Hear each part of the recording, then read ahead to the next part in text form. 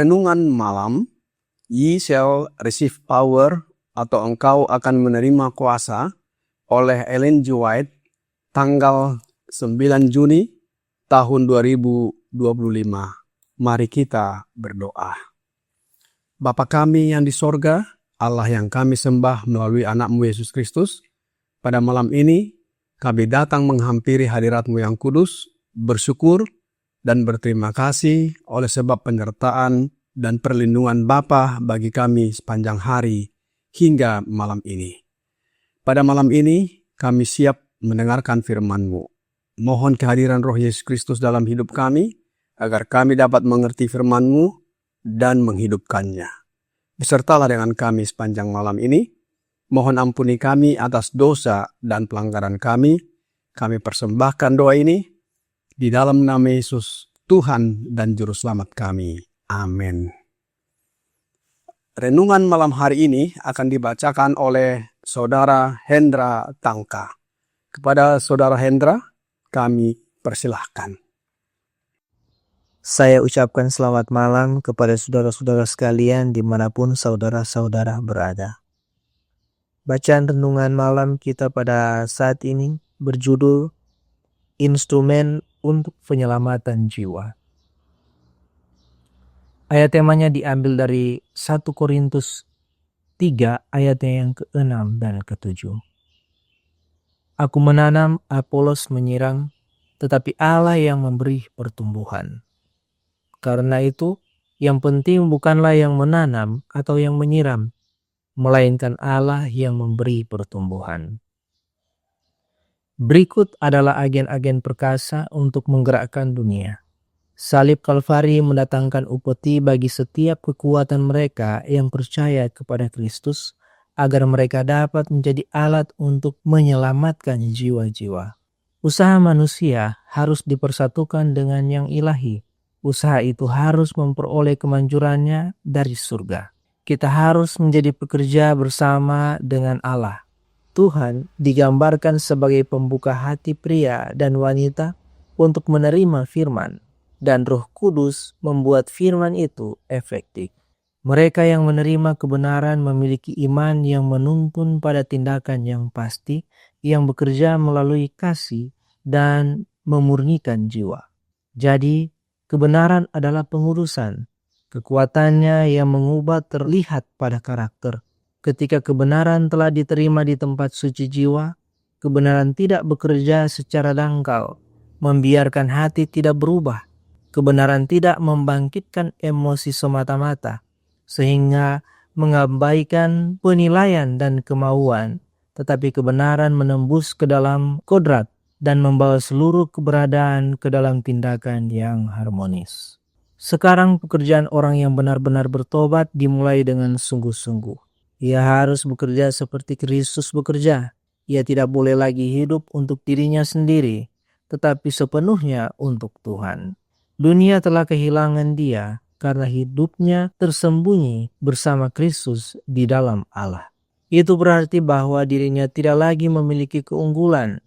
Terang yang bersinar dari salib Kalvari menahannya dalam sinarnya yang terang, dan Roh telah mengambil hal-hal tentang Kristus dan menyatakannya kepadanya dalam terang yang begitu menarik sehingga memiliki efek yang mengubah kebiasaan dan prakteknya, menunjukkan bahwa ia adalah ciptaan baru di dalam Kristus Yesus.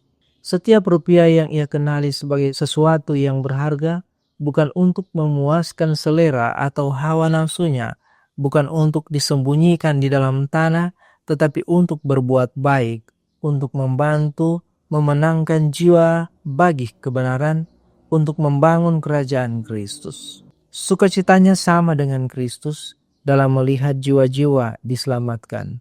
Mengapa kita melakukan begitu sedikit untuk keselamatan manusia ketika ada begitu banyak yang harus dilakukan? Mengapa kita melakukan begitu sedikit hal untuk menarik pria, wanita, dan anak-anak kepada Kristus? The Review and Herald, 6 Oktober 1891. Bacaan renungan malam kita pada malam ini sampai di sini. Tuhan Yesus memberkati. Terima kasih atas penata layanan Saudara Hendra Tangka. Tuhan Yesus memberkati. Selamat malam, saudara dan saudariku di dalam Yesus Kristus. Pekabaran malam ini adalah satu pelajaran berupa himbauan kepada kita sebagai instrumen atau alat untuk penyelamatan jiwa maupun jiwa-jiwa. Pelajaran renungan malam satu minggu ini memberikan gambaran kepada kita yang menyatakan diri umat Allah, yang menerima roh anaknya Yesus Kristus, menjadi duta atau utusan, menjadi kawan sekerja Allah yang bekerja sama, di mana agen ilahi dan manusia dipadukan. Pertanyaannya adalah, dua kalimat paragraf terakhir dari renungan malam ini, sebagaimana kita lihat di atas. Mengapa kita hanya berbuat sedikit untuk keselamatan manusia, padahal ada begitu banyak yang harus dilakukan? Mengapa kita hanya berbuat sedikit untuk menarik pria, wanita, dan anak-anak kepada Kristus? Kedua pertanyaan ini akan dijawab oleh firman Allah yang terdapat di dalam Yohanes 3 ayat 19. Dan inilah hukuman itu, terang telah datang ke dalam dunia, tetapi manusia lebih menyukai kegelapan daripada terang, sebab perbuatan-perbuatan mereka jahat. Dalam ayat ini berkata, manusia lebih suka kegelapan daripada terang, karena perbuatan-perbuatan mereka jahat. Oleh sebab itu, tidak ada pengaruh apa-apa dengan kehadiran umat Allah di antara manusia.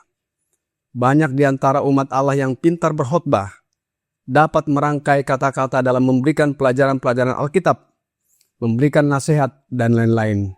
Namun apa hasilnya? Mereka tidak melekat pada pokok anggur. Dengan demikian tidak memberikan makanan dan kecukupan gizi kerohanian. Mereka digolongkan dengan orang-orang yang berbuat jahat. Demikian juga mereka melalaikan apa yang mereka miliki untuk kebaikan orang lain. Allah telah mengaruniakan kepada semua orang kuasa ilahinya agar mereka dapat mengembangkan talenta-talenta yang juga adalah karunia Allah bagi mereka untuk dikembangkan. Mari kita lihat mengenai talenta sebagaimana dituliskan dalam Roh Nubuat, The Review and Herald, tanggal 6 Oktober 1891, paragraf kedua. Saya, dalam hal ini Nyonya White, memohon kepada setiap pria dan wanita yang membaca kata-kata ini untuk mengingat bahwa perhitungan harus dilakukan oleh Dia yang telah ditunjuk Allah untuk menghakimi dunia. Setiap orang kemudian harus memberikan pertanggungjawaban atas talenta yang dipercayakan kepadanya. Tidak seorang pun dari kita hidup untuk dirinya sendiri. Kristus berkata, dan aku, apabila aku ditinggikan dari bumi, aku akan menarik semua orang datang kepadaku. Yesus, demi sukacita yang disediakan baginya, menanggung salib, mengabaikan kehinaan, mengorbankan nyawanya agar semua orang yang percaya kepadanya tidak binasa, melainkan memperoleh hidup yang kekal. Melalui tindakan besar ini, kasih Allah dinyatakan dan sebanyak orang yang percaya kepada Kristus diselamatkan. Talenta tidak berbicara hanya mengenai kemampuan atau skill atau keahlian, tetapi juga mengenai uang. Apakah uang yang dipercayakan Allah kepada masing-masing kita sudah kita gunakan sebagai instrumen atau alat untuk menyelamatkan jiwa atau jiwa-jiwa? Renungan malam ini dalam Ye Shall Receive Power, halaman 169, paragraf keempat berkata, setiap rupiah yang ia kenali sebagai sesuatu yang berharga, bukan untuk memuaskan selera atau hawa nafsunya, bukan untuk disembunyikannya di bumi, tetapi untuk berbuat baik, untuk membantu memenangkan jiwa bagi kebenaran, untuk membangun kerajaan Kristus. Kenikmatannya sama dengan Kristus dalam melihat jiwa-jiwa diselamatkan. Perumpamaan Tuhan Yesus dalam Matius 25 ayat 14-30 mengenai talenta memberikan gambaran kepada kita mengenai kerajaan sorga. Mari kita buka Alkitab dalam Matius 25 ayat 14-15. Sebab hal kerajaan sorga sama seperti seorang yang mau bepergian ke luar negeri, yang memanggil hamba-hambanya dan mempercayakan hartanya kepada mereka. Yang seorang diberikannya 5 talenta, yang seorang lagi 2, dan yang seorang lain lagi 1, masing-masing menurut kesanggupannya, lalu ia berangkat. Selanjutnya, mengenai hal ini dapat saudara dan saudari baca sampai ayat ke-30. Orang yang dipercayakan talenta dan menggunakannya sesuai dengan si pemberi talenta itu, maka akan mendapatkan kebahagiaan dalam tuannya. Sebagaimana terdapat dalam Matius 25 ayat 23. Maka kata tuannya itu kepadanya, baik sekali perbuatanmu itu, hai hambaku yang baik dan setia. Engkau telah setia memikul tanggung jawab dalam perkara yang kecil. Aku akan memberikan kepadamu tanggung jawab dalam perkara yang besar. Masuklah dan turutlah dalam kebahagiaan Tuanmu. Oleh sebab itu, marilah kita menggunakan setiap instrumen atau alat atau talenta yang ada pada kita untuk melakukan kehendaknya, yaitu menyelamatkan jiwa ataupun jiwa-jiwa yang tersesat ataupun hilang, dan membawanya kembali kepada Allah. Bila mana kita melakukan hal ini, maka kasih Allah ada pada kita. Alkitab berkata dalam 1 Yohanes 2 ayat 15 dan 17. Janganlah kamu mengasihi dunia dan apa yang ada di dalamnya. Jikalau orang mengasihi dunia, maka kasih akan Bapa tidak ada di dalam orang itu. Dan dunia ini sedang lenyap dengan keinginannya. Tetapi orang yang melakukan kehendak Allah tetap hidup selama-lamanya. Pikirkanlah perkara yang di atas, saudara dan saudariku dalam Yesus, bukan yang di bumi. Kiranya renungan malam ini membawa pembaharuan bagi kita. Mari kita berdoa. Bapa kami yang di sorga, kami bersyukur atas firman-Mu malam hari ini. Mohon karuniakan Roh Yesus dalam hidup kami, sehingga kami menjadi instrumen atau alat untuk menyelamatkan jiwa-jiwa. Karakter kami diubahkan menjadi sama dengan karakter Yesus. Kasihanilah kami ya Bapa, orang berdosa ini. Mohon ampuni kami atas dosa, pelanggaran yang kami perbuat.